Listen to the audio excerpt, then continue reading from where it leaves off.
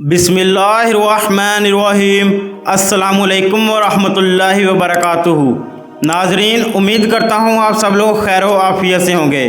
ناظرین، آج کی ویڈیو میں ہم آپ کے ساتھ حضرت داؤد علیہ السلام کی قوم کا ایک ہولناک واقعہ شیئر کرنے والے ہیں، جس کا ذکر قرآن مجید میں بھی وارد ہوا ہے، لہٰذا اس ویڈیو کو پورا ضرور دیکھیے اور اس واقعہ سے نصیحت حاصل کیجیے۔ ناظرین، روایت میں آتا ہے کہ حضرت داؤد علیہ السلام کی قوم کے 70,000 آدمی عقبہ کے پاس سمندر کے کنارے ایلا نامی گاؤں میں رہتے تھے، اور یہ لوگ بڑی فراخی اور خوشحالی کی زندگی بسر کرتے تھے۔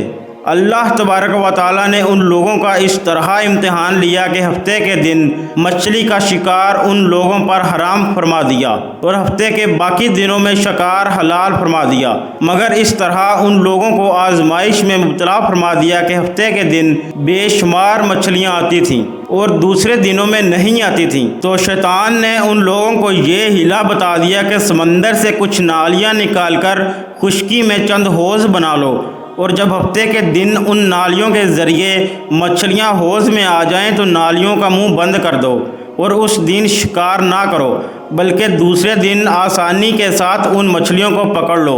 ان لوگوں کو یہ شیطانی ہیلا بازی پسند آ گئی، اور ان لوگوں نے یہ نہیں سوچا کہ جب مچھلیاں نالیوں اور حوضوں میں مقید ہو گئیں تو یہی ان کا شکار ہو گیا، تو ہفتے ہی کے دن شکار کرنا پایا گیا جو ان کے لیے حرام تھا۔ اس موقع پر ان یہودیوں کے 3 گروہ ہو گئے۔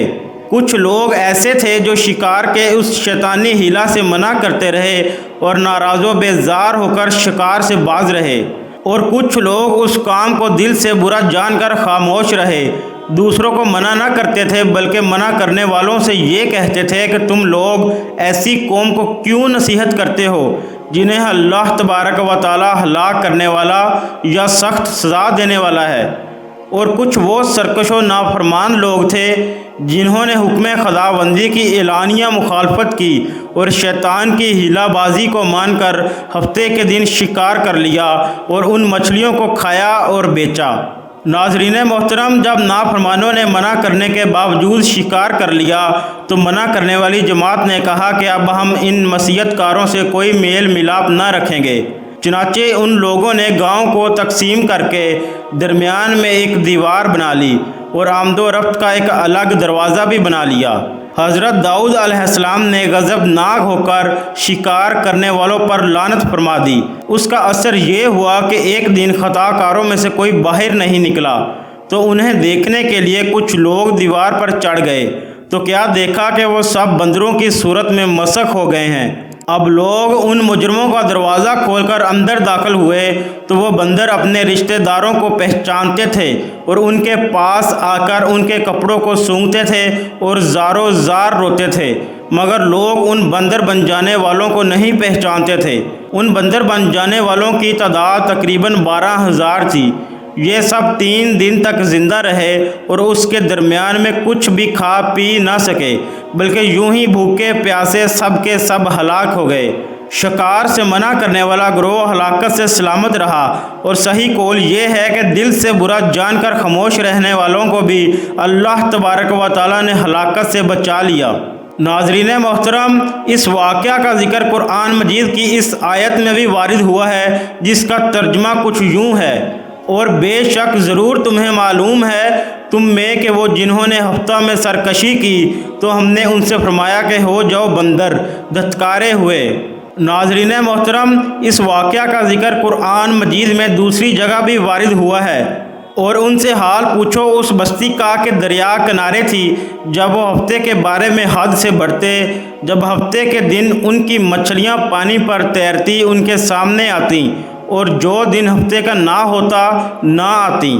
اس طرح ہم انہیں آزماتے تھے ان کی بے حکمی کے سبب۔ اور جب ان میں سے ایک گروہ نے کہا کیوں نصیحت کرتے ہو ان لوگوں کو جنہیں اللہ ہلاک کرنے والا ہے یا انہیں سخت عذاب دینے والا ہے، بولے تمہارے رب کے حضور معذرت کو اور شاید انہیں ڈر ہو۔ پھر جب وہ بھلا بیٹھے جو نصیحت انہیں ہوئی تھی، ہم نے بچا لیے وہ جو برائی سے منع کرتے تھے، اور ظالموں کو برے عذاب میں پکڑا، بدلہ ان کی نافرمانی کا۔ پھر جب انہوں نے ممانعت کے حکم سے سرکشی کی ہم نے ان سے فرمایا ہو جاؤ بندر دتکارے ہوئے۔ ناظرین محترم، اس واقعہ سے ہمیں معلوم ہوا کہ شیطانی ہیلہ بازیوں میں پڑ کر اللہ تبارک و تعالیٰ کے احکام کی نافرمانیوں کا انجام اتنا برا اور کس قدر خطرناک ہوتا ہے، اور خدا کے نبی جن بد نصیبوں پر لعنت فرما دیں وہ کیسے ہولناک عذاب الہی میں گرفتار ہو کر دنیا سے نیست و نابود ہو کر عذاب نار میں گرفتار ہو جاتے ہیں اور دونوں جہانوں میں ذلیل و خوار ہو جاتے ہیں۔ اصحاب حیلہ کے اس دہلا دینے والے واقعہ میں ہر مسلمان کے لیے بہت بڑی عبرتوں اور نصیحتوں کا سامان ہے۔ کاش اس واقعہ سے مسلمانوں کے قلوب میں خوف خداوندی کی لہر پیدا ہو جائے اور وہ اللہ تبارک و تعالیٰ اور رسول پاک صلی اللہ علیہ وسلم کی نافرمانیوں کی پگڈنڈیوں میں بھٹکنے سے منہ موڑ کر صراط مستقیم کی شاہراہ پر چل پڑیں اور دونوں جہانوں کی سربلندیوں سے سرفراز ہو کر اعزاز و اکرام کی سلطنت کے تاجدار بن جائیں۔ آمین ثم آمین۔ ناظرین محترم، امید کرتا ہوں یہ ویڈیو آپ کو ضرور اچھی لگی ہوگی۔ اگر یہ ویڈیو اچھی لگی ہے تو اس ویڈیو کو لائک کر دیجئے اور اس طرح کی مزید اسلامی معلوماتی ویڈیوز دیکھنے کے لیے ہمارے اس چینل کو سبسکرائب کر لیجئے تاکہ ہر نئی آنے والی ویڈیو آپ تک بر وقت پہنچ سکے۔ ناظرین، ملتے ہیں کسی اگلی ویڈیو میں، تب تک کے لیے اللہ حافظ۔